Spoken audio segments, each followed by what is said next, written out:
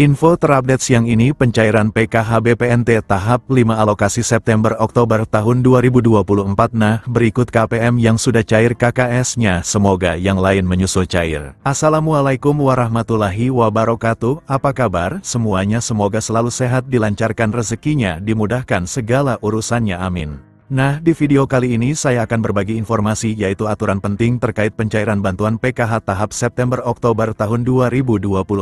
Nah, lalu kira-kira ada aturan terbaru seperti apa ya? Maka dari itu simak terus videonya sampai selesai agar supaya tidak menimbulkan gagal paham dalam menyerap informasinya.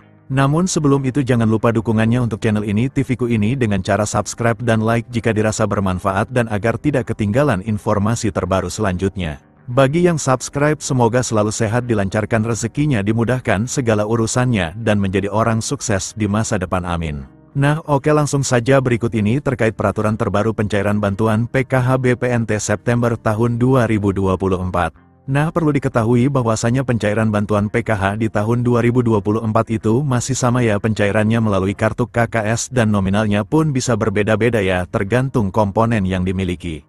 Nah, selain itu juga sudah ada peraturan yang sudah ditetapkan dalam hal pencairan PKH di tahun 2024. Jadi untuk bantuan PKH itu adalah bantuan bersyarat. Jadi harus memiliki komponen PKH seperti anak balita, kemudian anak sekolah SD, anak sekolah SMP, anak sekolah SMA. Kemudian penyandang disabilitas berat dan juga komponen PKH lansia, serta komponen ibu hamil.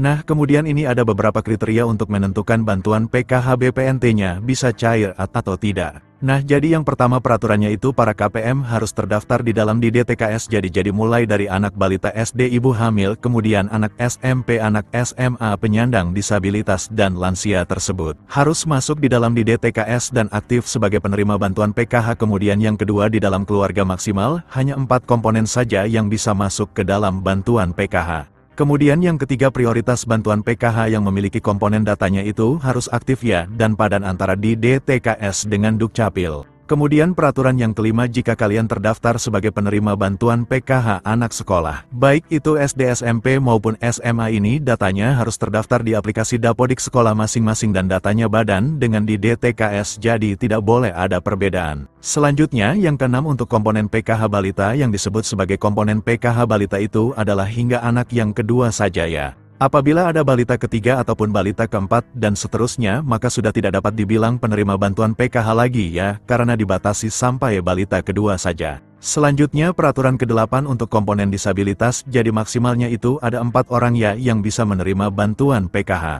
Kemudian selanjutnya untuk komponen lansia, peraturannya adalah yang dibilang komponen PKH lansia sama seperti penyandang disabilitas, yaitu maksimal 4 orang saja. Kemudian peraturan selanjutnya untuk komponen lansia tersebut itu usianya harus mencapai minimal umur 60 tahun ke atas. Selanjutnya untuk komponen cucu itu juga bisa masuk ke dalam pencairan bantuan PKH asalkan lolos sebagai penerima dan memenuhi persyaratan. Kemudian peraturan selanjutnya untuk komponen ibu hamil, jadi yang dianggap atau dibilang komponen PKH ibu hamil adalah hanya sampai kehamilan yang kedua saja ya, jadi apabila memilih yang ketiga kalinya atau keempat kalinya itu sudah tidak bisa dapat bantuan PKH. Kemudian juga memiliki anak yang normal, yang bersekolah di jenjang SD, sedangkan untuk yang nominal penyandang disabilitas dan anak sekolah SD itu nominalnya berbeda-beda, lebih besar penyandang disabilitas SD.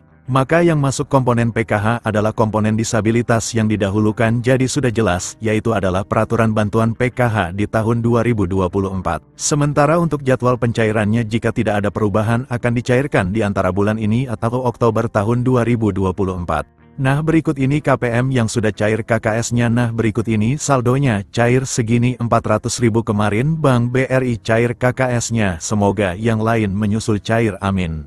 Nah sekian dulu informasi ini, semoga bermanfaat bagi semua. Assalamualaikum warahmatullahi wabarakatuh.